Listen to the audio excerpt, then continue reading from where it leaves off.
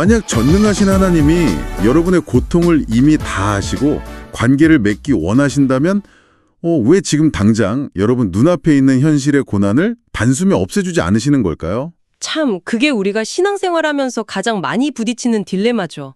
맞습니다. 그래서 이 무겁고도 본질적인 질문에 대한 해답을 찾기 위해서 오늘은 웨이크처치 신명건 목사님의 주일 설교를 아주 깊이 있게 파헤쳐 보려고 합니다. 지금 이 방송을 들으시면서 출근하시거나 아니면 홀로 시간을 보내고 계신 성도님들, 일상이 막 송두리째 흔들리고 오랫동안 세워둔 계획이 무너질 때 혼자서 이런 질문 던져보신 적 다들 있으시잖아요. 네, 우리가 보통 머리로는 다 압니다. 창조주 하나님의 전능하심을 믿는다고 고백도 참 잘해요. 아멘 하면서 고백하죠. 그런데 막상 눈앞에 거대한 벽이 탁 세워지고 현실의 무게가 짓누를 때면 그 신학적인 고백이 내 일상 속에서 길을 잃어버리는 현상이 아주 흔하게 일어납니다. 오늘 우리가 파헤칠 자료들이 바로 이 아픈 지점을 찌르고 있죠. 네, 오늘 저희 테이블 위에는 정말 흥미롭고 좀 이질적인 자료들이 놓여 있는데요. 어떤 자료들이죠? 한쪽에는 기독교 신학의 깊이를 다루는 주일 설교 원고가 있고요. 다른 한쪽에는 현대 기업 경영사에서 아주 극적인 대비를 보여주는 두 회사 이야기입니다. 바로 코닥과 후지필름의 쇠망과 부흥의 역사인데요. 카메라 필름 회사와 창조론? 이라 벌써부터 재미있네요. 그니까요. 도대체 수천 년 전 이집트를 탈출하던 그 모세의 이야기랑 카메라 필름 회사의 역사가 어떻게 연결이 되는 건가 싶으실 텐데 오늘 이 두 가지 세계를 교차시키면서 우리 삶에 숨겨진 그 하나님의 섭리를 찾아내는 탐험을 시작해 보겠습니다. 네. 이 두 자료를 쭉 연결해 보면요. 표면적으로는 완전 다른 이야기 같잖아요.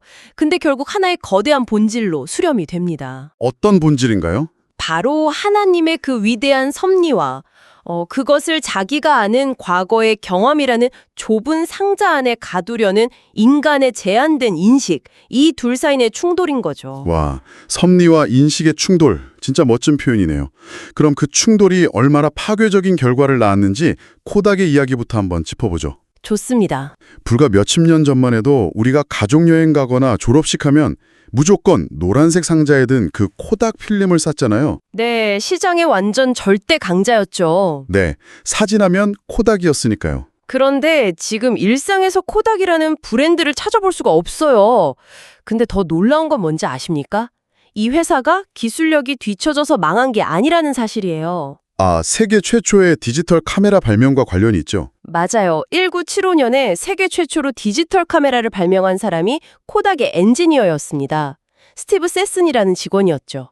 그분이 그 토스터기만한 크기의 초기 디지털 카메라를 만들어서 경영진 앞에 딱 가져갔을 때 코닥 수뇌부들의 반응이 어땠나요? 완전히 무시했습니다. 그들은 이게 인류의 사진 문화를 바꿀 혁명이라고 보지 않았어요. 오히려 자기들 주력 상품인 그 필름 매출을 갉아먹을 위협이라고 생각한 거죠. 아, 경영학에서 흔히 말하는 자기 잠식, 그러니까 카니발리제이션에 대한 공포에 완전히 사로잡힌 거군요. 그렇죠. 잠깐만요. 근데 자기들이 미래를 지배할 그 엄청난 기술을 직접 발명해 놓고도 당장 눈앞에 있는 필름 팔겠다고 그 기술을 서랍 속에 그냥 묻어버렸다는 거잖아요. 네, 참 어리석어 보이지만 그게 인간의 한계입니다. 코닥 경영진의 머릿속을 지배하던 프레임은 딱 하나였어요.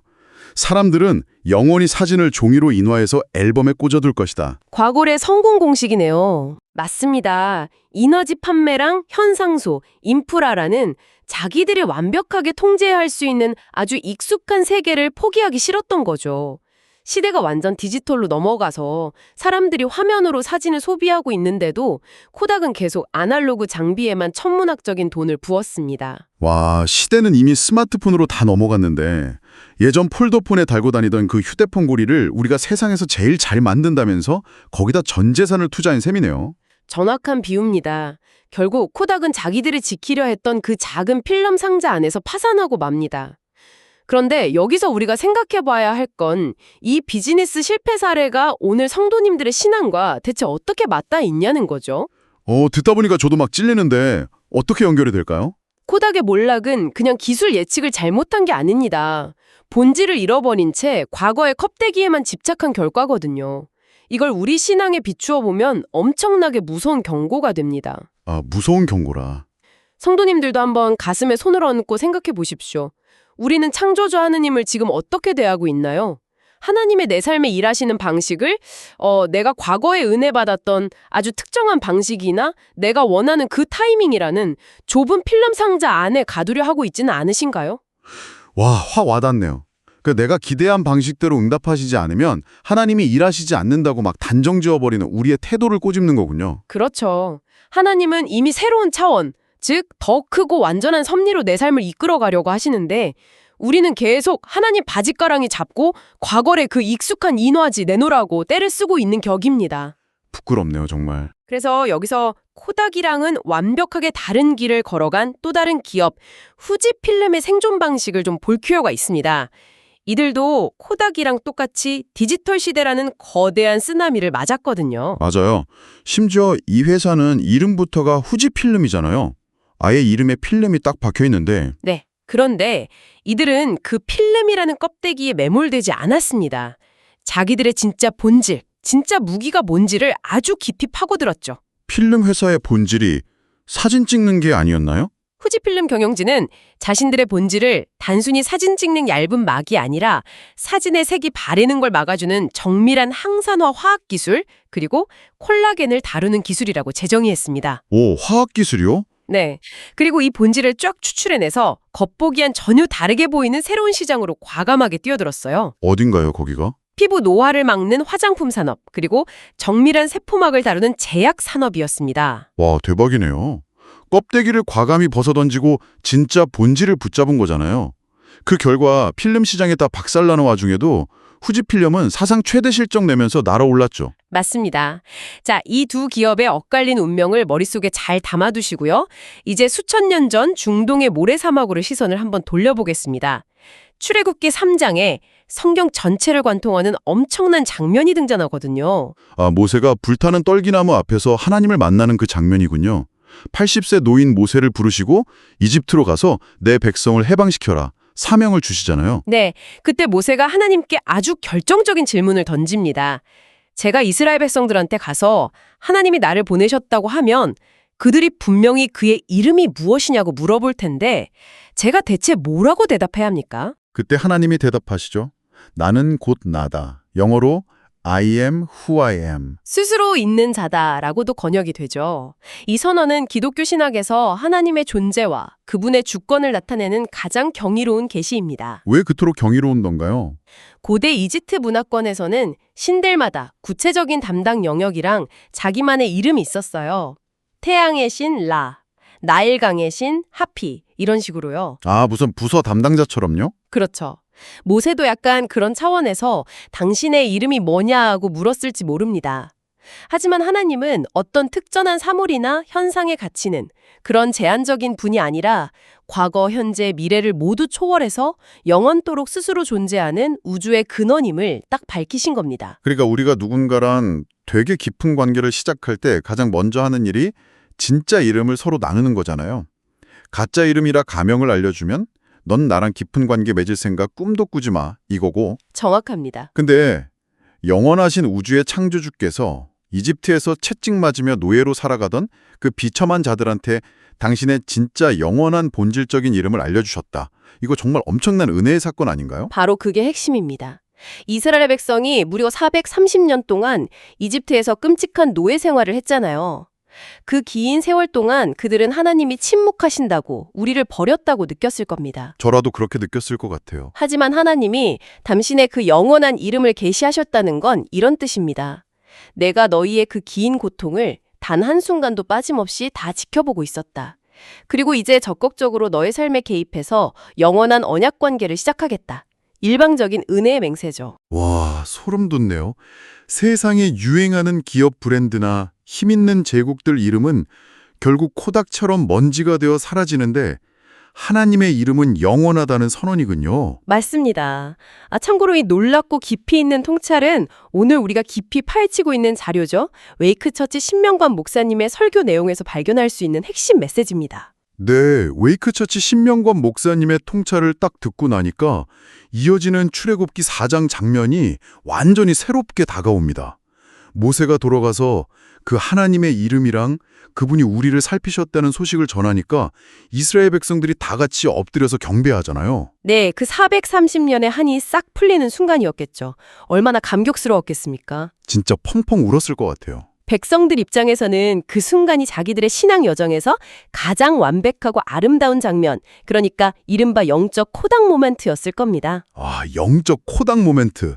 찰칵하고 영원히 남기고 싶은 순간이요. 네, 우리의 기도를 들으시고 이제 당장 우리에게 기적적인 해방을 주실 그 따뜻하고 자비로운 하나님, 그런 완벽한 이미지가 뇌리에 탁 각인된 거죠. 그런데 그 감격의 필름이 단 한 장도 못 넘기고 바로 불타버리잖아요. 출애굽기 5장으로 딱 넘어가면 현실이 동화처럼 해피엔딩으로 안 흘러갑니다. 오히려 더 지옥이 되죠. 바로 왕이 이스라엘 백성들한테 벽돌 고일 때 주던 지푸라기 배급을 확 끊어버립니다. 집도 안 주면서 예전이랑 똑같은 개수의 벽돌을 구워내라고 노동 강도를 끔찍하게 올려버리죠. 그러자 백성들의 반응이 어땠나요? 방금 전까지 할렐루야 하면서 엎드려 경배하던 사람들이. 현실의 고난이 닥치자마자 즉각적으로 모세를 찾아가서 막 저주하고 하나님을 원망합니다. 네가 우리를 바로의 농에 미운 오리 새끼로 만들어서 그들 손에 칼을 쥐어주었다면서요. 아니, 태도가 너무 극단적으로 변하는 거 아니에요? 왜 이렇게까지 순식간에 무너져 내린 걸까요? 여기서 아까 우리가 나눴던 코닥의 실수가 이스라엘 백성들한테서 소름 돋게 똑같이 재현되는 걸 볼 수 있습니다. 코닥의 실수요? 아, 과거의 좁은 상자에 갇혀버린 거? 네, 백성들은 마음속에 이런 프레임이 있었어요. 이제 하나님이 오셨으니 당장 내일 아침이면 우리는 아주 편안하고 안락한 자유인이 될 것이다. 이런 좁은 응답의 틀을 짜놓은 거죠. 자기들만의 시나리오를 썼군요. 하지만 하나님의 섭리는 단순히 그들을 이집트에서 가나안으로 이사시키는 게 아니었거든요. 그들 내면에 깊이 뿌리 박힌 그 지독한 노예 근성을 완전히 뽑아내고 거룩한 하나님의 백성으로 재창조하시는 거대한 과정이었습니다. 아, 스케일 가치가 다르네요. 코닥이 그 익숙한 필름 시장 무너질까봐 두려워서 디지털 혁신을 거부했잖아요. 이스라엘 백성들도 똑같았습니다. 즉각적인 편안함이라는 기대가 무너지니까 지금 자신들을 위해 더 큰 구원의 섭리를 펼치고 계신 하나님을 곧바로 거부해버린 겁니다. 와, 이래서 성경이 팩트 폭력이라는 겁니다. 내 통장 잔고 조금 줄어들고 건강에 적신호 탁 켜지고 내 계획대로 상황이 안 흘러가면 그 감격하며 부르던 하나님의 이름이 단 며칠 만에 원망의 대상으로 확 바뀌어버리는 우리 모습. 너무 똑같아서 뼈를 때리네요. 사실 우리 모두의 연약함이죠. 그렇다면 성도님들이 이 좁은 인식의 한계를 깨부수고 하나님의 그 크신 섭리를 도대체 어떻게 바라봐야 할까요? 보니까 성경은 단 하나의 고정된 이름이 아니라 우리 삶의 아주 다양한 자리에서 일하시는 하나님의 모습을 여러 가지 이름으로 보여주고 있더라고요. 네, 맞습니다. 하나님의 일하심은 내가 원하는 한 가지 방식에만 제한되지 않습니다. 성경에 나타난 하나님의 7가지 이름을 쭉 따라가다 보면 우리의 좁은 인식의 틀이 부서지는 걸 경험하게 될 겁니다. 자, 그럼 첫 번째 이름부터 가볼까요? 첫 번째 이름은 아브라함의 이야기에서 나옵니다. 여호와 이레입니다. 아, 하나님이 준비하신다. 아브라함이 100세에 얻은 금쪽 같은 아들 이삭을 제단에 바쳐야 했던 진짜 상상하기도 싫은 그 막다른 골목에서 주신 이름이잖아요. 네. 우리는 내 인생 계획표가 다 어그러져서 이제 진짜 끝났다고 절망하는 그 절벽 끝에서 오히려 이미 모든 것을 다 헤아리시고 나를 위한 완전한 구원의 길을 미리 예비해 두신 하나님의 주권을 마주하게 됩니다. 그것이 여호와 이레입니다. 막다른 골목이 끝이 아니라는 거군요. 두 번째 이름은 뭡니까? 두 번째 이름은 여호와 라파, 즉 치료하시는 하나님입니다. 아, 출애굽 직후에 이스라엘 백성들이 사막에서 목이 말라 죽어가다가 마라의 오아시스를 발견했는데 그 물이 써서 못 마셨잖아요. 그때 주신 이름이죠. 맞습니다. 그런데 이 마라의 쓴물 사건은 단순히 물을 정수해 주신 수질 개선 기적이 아닙니다. 하나님은 우리 육체의 질병이나 환경의 결핍만 고치시는 분이 아니거든요. 그럼 더 깊은 뜻이 있나요? 조금만 환경이 틀어져도 즉각적으로 원망하고 하나님 의심하는 우리의 그 쓴물 같은 내면, 파괴된 본성 자체를 십자가의 은혜로 깊은 곳부터 뜯어 고치시겠다는 선언입니다. 그게 진짜 여호와 라파입니다. 와, 내 환경이 아니라 나라는 존재 자체를 치료하신다. 인사이트가 엄청나네요. 이어서 세 번째와 네 번째 이름은 전쟁의 한복판에서 주어지죠? 네, 세 번째는 여호와 니시, 나의 깃발이라는 뜻입니다. 이스라엘이 아말렉 족속이랑 치열하게 전투를 할 때 여호수아가 골짜기에서 막 칼을 들고 싸우지만 사실 진짜 승패는 저 산 위에서 두 손을 번쩍 들고 기도하던 모세에게 달려 있었습니다. 아, 손이 올라가면 이기고 내려가면 지고? 네, 내 지식이나 세상의 무기가 아니라 하나님께 내 힘을 쫙 빼고 전적으로 항복할 때 비로소 거룩한 승리의 깃발이 올라간다는 역설을 보여주는 이름입니다. 내가 항복할 때 진짜 승리한다. 명언이네요. 그리고 네 번째 이름은요. 네 번째는 여호와 샬롬입니다. 폭풍 한가운데서 주어지는 평강이죠. 적군이 쳐들어올까봐 너무 무서워서 포도주 틀 안에 숨어서 몰래 밀을 타작하던 겁쟁이 기드온, 그에게 하나님이 찾아오셔서 주신 이름입니다. 우리가 흔히 평강하면 아무 일도 없는 평온한 상태를 떠올리잖아요. 세상이 말하는 평강은 그렇죠. 하지만 성경적 샬롬은 내 주변에 문제가 없는 진공 상태가 아닙니다. 삶이 전쟁터 같고 내 모든 게 흔들려도 창조주가 지금 이 순간 바로 나와 함께 하신다는 그 사실 하나로 내 영혼 깊은 곳에 닻을 내리는 거. 그 절대적인 안정감이 바로 여호와 샬롬입니다. 상황이 아니라 관계에서 오는 평강이군요. 자, 이제 다섯 번째는 우리가 너무 잘 아는 이름이죠. 다윗의 시편 23편. 네, 다섯 번째는 여호와 라아, 나의 목자. 내가 사망의 음침한 골짜기를 걸어가는 그 끔찍하고 어두운 시간 속에서도 그분의 지팡이와 막대기가 나를 안위하신다는 선언이죠. 든든합니다. 여섯 번째는요. 여섯 번째는 예레미야서에 등장하는 여호와 치드케누, 우리의 의입니다. 아, 내가 아무리 율법을 지키려 해도 도저히 내 힘으로는 나를 구원할 수 없는 철저한 영적 파산 상태인 우리에게 주시는 이름이네요. 정확합니다.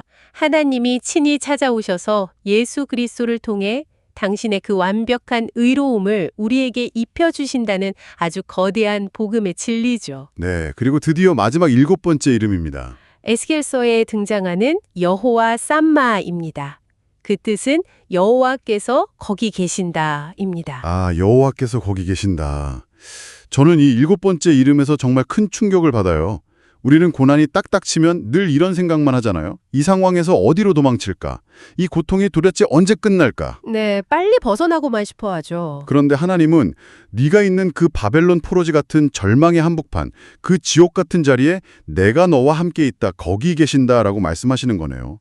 이거 신약에 오면 예수님이 나는 생명의 떡이다, 나는 세상의 빛이다 하시면서 끊임없이 우리 곁으로만 내려오시는 거랑 정확히 일치하네요. 아, 그 지정이 바로 기독교 신앙의 가장 아름다운 심장입니다. 하나님은 저 멀리 하늘에서 뒷짐 딱 치고 우리 고통 구경하면서 점수 매기시는 분이 아니거든요. 이 7가지 이름들을 하나로 쫙 묶어내는 핵심 개념이 있는데 그게 바로 기독교에서 말하는 성화의 과정입니다. 성화요? 그건 교회에서 흔히 쓰는 되게 무겁고 고상한 신앙 용어잖아요. 거룩해진다, 뭐 이런 거. 이 거대한 개념이 화요일 아침 지옥철을 타는 성도의 일상에서 구체적으로 어떻게 나타난다는 건가요? 네, 아주 현실적이고 좋은 질문입니다. 성화라는 건 내가 갑자기 도덕적으로 완벽한 성인군자가 되는 게 아닙니다. 내 삶에 예기치 못한 위기나 고난이 딱 닥쳤을 때 우리 본성은 이건 내가 기대한 방식이 아니야 하면서 과거의 낡은 필름 상자로 막 도망치려고 하거든요. 그렇죠. 이스라엘 백성들이 이집트로 돌아가겠다고 한 것처럼요. 말해서 아까 그 후지 필름처럼 과거의 껍데기를 탁 버리고 진짜 본질을 향해 유연하게 나아가는 그 영적 유연성을 기르는 훈련, 그 과정 전체가 바로 성화입니다. 과거에 매몰되지 않고 오늘 일하시는 하나님을 신뢰하는 영적 유연성. 와, 머리로는 너무 완벽하게 이해가 됩니다. 그런데 막상 현실은 다르죠. 네, 현실로 딱 돌아가서 통장고지서 마이너스 찍힌 거 보고 병원에서 진단서 딱 받으면 우리 마음은 왜 자꾸만 다시 그 과거의 좁은 상자로 확 쪼그라들고 두려움에 벌벌 떨게 되는 걸까요? 그게 참 뼈아픈 현실인데요. 그 이유는 우리의 인지가 아주 강력한 심리학적 함정에 빠져 있기 때문입니다. 행동경제학이나 심리학에서 말하는 앵커링 효과, 즉 닷 내림 효과라는 게 있습니다. 닷 내림 효과요? 예. 배가 항구에 도착해서 수톤짜리 무거운 닷을 바다 밑바닥에 확 내리잖아요. 그럼 그 배는 아무리 엔진을 켜고 파도가 심하게 쳐도 그 닷이 연결된 밧줄의 반경을 절대 벗어날 수가 없습니다. 묶여 있으니까요. 사람의 생각도 똑같습니다. 처음 접한 아주 강력한 정보나 충격적인 이미지에 내 생각에 다시 탁 내려지면 아무리 객관적인 진리를 옆에서 얘기해줘도 그 범위를 벗어나지 못하는 현상입니다. 아, 앵커링 효과. 이거 일상적인 쇼핑할 때 엄청 자주 겪는 현상이잖아요. 예를 들어 아울렛에 딱 갔는데 재킷 가격표에 빨간 글씨로 원래 200만 원인데 오늘만 파격 할인가로 30만 원. 이렇게 적혀 있으면 순간 이성이 마비되잖아요. 그렇죠. 당장 사야죠. 네, 속으로는 와, 지금 이거 안 사면 170만 원 손해보는 거네 하면서 이미 카드를 꺼내고 있어요. 근데 나중에 냉정하게 따져보면 그 옷의 원가나 가치가 원래부터 30만 원짜리일 수도 있는 건데 처음 내 눈에 들어온 그 200만 원이라는 가짜 닷에 내 판단력이 완전히 묶여버리는 거잖아요. 아주 정확한 예시입니다. 그런데 이런 상술이나 인지 오류가 성도의 그 깊은 영적 절망이랑은 어떻게 연결이 된다는 건가요? 아까 그 이스라엘 백성들의 심리를 다시 한번 뚫어보십시오. 그들 내면 가장 깊은 곳에는 무려 430년 동안 채찍 맞으면서 뼛속까지 각인된 노예 생활, 그리고 바로왕의 잔인함이라는 거대한 닻이 쾅하고 내려져 있었습니다. 아, 그게 트라우마자 앵커졌군요. 네, 너무나 강력한 닻이었죠. 그래서 눈앞에서 그 거대한 홍해가 쫙 갈라지고 불기둥이 밤하늘을 쏟아내는 하나님의 위대한 본질을 직접 체험하고도 당장 마실 물이 없어지는 순간 그들의 인식은 순식간에 과거의 닷줄로 확 끌려가 버린 겁니다. 차라리 이집트 노예 시절이 좋았다면서 엎어져 버린 거네요. 맞습니다. 오늘날을 살아가는 우리 성도님들의 현실도 별반 다르지 않습니다. 세상과 사탄은 우리의 생각 속에 끊임없이 가상의 닻을 내리려고 하거든요. 가짜 가격표를 붙이는 거군요. 네, 너는 이미 실패한 인생이야? 내 학벌과 배경으로는 여기까지가 한계점이야? 아니 당장 네 은행 잔고를 봐봐. 넌 끝났어. 이것이 현대 성도들을 짓누르는 거짓된 닻입니다. 와, 너무 무섭네요. 이 닻에 내 생각이 묶여버리면요. 아까 우리가 감격스럽게 나눴던 영광스러운 하나님의 7가지 이름들, 그거 내 삶 속에서 전혀 힘을 발휘하지 못하는 죽은 지식, 그냥 종이 쪼가리가 되어버립니다. 그렇다면 여기서 가장 중요한 질문이 하나 남습니다. 우리 내면에 아주 깊숙이 박혀있는 이 썩어 빠진 닷줄을 도대체 어떻게 끊어낼 수 있습니까? 그냥 굳게 마음먹고 아자아자 다짐하는 내 의지나 긍정적인 마인드 컨트롤, 이딴 걸로는 어림도 없어 보이는데요? 네, 절대 불가능합니다. 인간의 의지나 수양으로는 이 영적인 닷줄을 절대 끊을 수 없어요. 그래서 성경은 그 유일하고 절대적인 해결책을 사도행전 3장에서 아주 명확하게 제시해 줍니다. 어떤 사건이죠? 베드로와 요한이 성전 미문에 앉아서 구걸하던 안진뱅이를 만난 사건입니다. 태어날 때부터 단 한 번도 걸어본 적 없는 이 절망적인 사람. 이 사람의 인생을 하루하루 지탱해주던 유일한 닻이 뭐였을까요? 바로 지나가는 사람들이 동정하며 던져주는 동전 몇 잎, 즉 은과 금이었습니다. 아, 은과 금이 그 사람의 코닥 필름 상자였군요. 네. 그 구걸의 닻에 평생 묶여있던 사람에게 베드로가 무엇이라고 선포합니까? 베드로가 이렇게 선포하죠. 은과 금은 내게 없거니와 내게 있는 이것을 내게 주노니 나사렛 예수 그리스도의 이름으로 일어나 걸으라. 바로 그겁니다. 베드로는 세상 사람들이 어떻게든 더 많이 쥐려고 막 발버둥치는 은과 금, 코닥이 망해가는 줄도 모르고 끝까지 움켜쥐었던 그 낡은 안락함을 내게는 없다고 아예 선언해버립니다. 그리고 그 사람의 썩은 닻을 완전히 산산조각 내버리죠. 진짜 멋지네요. 가짜 안전판을 치워버리고 진짜 본질인 예수의 이름을 딱 내어준 거군요. 맞습니다. 만물을 새롭게 하시는 창조의 능력이자 영원한 본질이신 예수 그리스도의 이름, 거기에 인생의 진짜 닻을 새롭게 내린 겁니다. 그 순간 어떤 역사가 일어났죠? 40년 동안 이 사람의 뼈와 근육을 올가매고 있던 그 절망의 닷줄이 탁 끊어지고 그가 벌떡 일어나서 기뻐 뛰며 하나님을 찬양하잖아요. 네, 이것이 바로 복음의 능력입니다. 와, 정말 가슴이 벅차오르는 진리네요. 시대의 변화 앞에서 과거의 껍데기만 붙들고 있던 코닥은 결국 역사 속으로 침몰했습니다. 하지만 후지필름은 화학기술이라는 진짜 본질을 추출해내서 전혀 새로운 미래로 비상했잖아요. 네, 그게 핵심이죠. 우리 성도님들 역시 세상이 던져주는 그 은과 금이라는 낡은 껍데기를 미련 없이 확 내려놓고 예수 그리스도의 이름이라는 영원한 본질 위에 우리의 전 존재를 다시 세워야 한다는 거군요. 그것이 오늘 이 길었던 대화의 완벽한 결론입니다.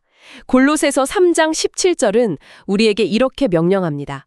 또 무엇을 하든지 말에나 일에나 다 주 예수의 이름으로 하고 그를 힘입어 하나님 아버지께 감사하라. 말에나 일에나 다 주 예수의 이름으로. 네, 성도님의 가정, 일터, 그리고 고난 한가운데서 내뱉는 모든 언어와 결정들이 마치 그 후지 필름의 본질적인 기술력처럼 오직 예수의 이름이라는 변하지 않는 반석 위에 굳게 서 있어야 합니다. 아, 오늘 비즈니스 경영사에서 딱 출발해서 인간의 심리를 거치고 결국 성경의 가장 깊은 진리까지 도달하는 정말 엄청난 여정이었습니다. 이 모든 섭리가 예수의 이름 안에서 완성된다는 사실이 너무나 묵직한 울림을 주네요. 저도 오늘 대화가 참 은혜로웠습니다. 방송을 끝까지 듣고 계신 성도님, 오늘 대화를 마무리하면서 성도님의 일상에 한 가지 도발적인 질문을 툭 던지고 싶습니다. 어떤 질문이죠? 지금 당장 당신이 결코 놓지 못해서 막 불안에 떨며 꽉 움켜쥐고 있는 그 낡은 필름 상자는 과연 무엇입니까? 과거의 그 화려했던 성공 경험인가요? 아니면 누군가에게 상처받았던 기억이라는 쓴물입니까? 그것도 아니면 세상이 정해놓은 얄팍한 통장 잔고라는 안전장치인가요? 우리 모두에게 해당되는 뼈아픈 질문이네요. 오늘 그 썩은 밧줄을 과감하게 잘라내십시오. 당신이 그 껍데기를 툭 내려놓고 예수 그리스도의 이름이라는 본질을 꽉 붙잡을 때 비로소 여호와 이레, 여호와 라파, 여호와 삼마로 일하시는 하나님의 위대한 섭리가 당신의 남은 인생에 완벽하게 새로운 화학 반응을 일으키며 비상하게 할 것입니다. 아멘. 그 놀라운 은혜의 화학 반응이 오늘 이 방송을 듣는 성도님의 치열한 일상 한복판에서 예수 그리스도의 이름으로 찬란하게 시작되기를 저도 간절히 소망합니다. 지금까지 웨이크처치 신명관 목사님의 설교를 바탕으로 함께 나누어 보았습니다.